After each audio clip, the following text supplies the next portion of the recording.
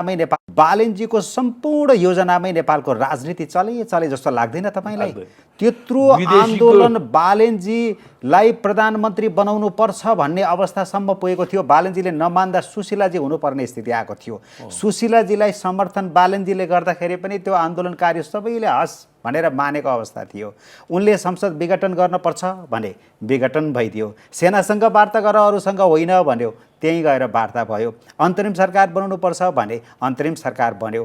उनले जे भनेका छन् त्यही बाटोबाट गोरेटोबाट उनले कोरेको नक्साबाट राजनीति अगाडि बढेको छैन। उनले भनेका होइन। यति खेलाडी हल्का सम्झेर अब हराउन सकिन्छ जस्तो अहिले पनि लागेको छ। त्यो कुरा उनले भनेका हुन्। त्यो कुरा अरू कसैले भनेका हुन्।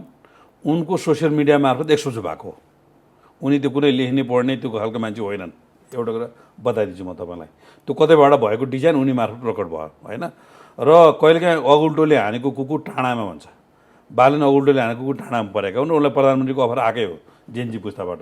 तर बालेनलाई प्रधानमन्त्री बनाउने त्यो चरणको डिजाइन थिएन, जसको कारणले सुशीला कार्कीलाई डिस्कर्डको चाहिँ नि भोटिङको प्रक्रियाबाट कति 4858 कति भोट ल्याउनु पऱ्यो। त्यो अपराधिक च्यानलको भोटिङको प्रक्रियाबाट उहाँहरू त्यो डिस्कर्ड भनेको त्यही च्यानल जसले सिंहदरबार जलाउन लबिङ गर्यो, जसले हाम्रा नेताहरू घटेसिङ गरेर जलाउन लबिङ गर्यो। ती अपराधिक व्यक्तिहरूले हालेको भोटबाट सुशीला कार्की प्रधानमन्त्री बन्नुभयो। र बालेन के भ्रममा रह्यो भने आन्दोलनको आँधीबेरी आयो। अब रवि पनि 14,000 कैदी भगाएर सारा हतियारलाई फिजाएर आफू प्रधानमन्त्री बन्ने यो जेनजी आन्दोलन कब्जा गर्न बाहिर निस्क्यो जेलबाट। बालेन पनि यो जेनजी आन्दोलनलाई कब्जा गर्ने, अहिले मन्त्री नखाने, संविधानलाई चाहिँ विघटन गरिदिने, प्रत्यक्ष निर्वाचित कार्यकारी रहेको अन्तरिम संविधान जारी गर्ने, त्यस पछाडि प्रत्यक्ष निर्वाचित प्रधानमन्त्री खाने। तर उनको चाहिँ के हो भन्दा उडायो सपना सबै हुरीले भने जस्तो सौरभ लगायतका धेरै बुद्धिजीवीहरूले चाहिँ यिनी चाहिँ लुसिफरका अवतार हुन्, यिनी विदेशी एजेन्ट हुन्, यिनी सिंहदरबार जलाउने पात्र हुन् भन्ने ढङ्गले जुन व्याख्या हुन थालिसके पछाडि बालेन चाहिँ निकै धेरै डिफेन्सिभ अवस्थामा पुगे।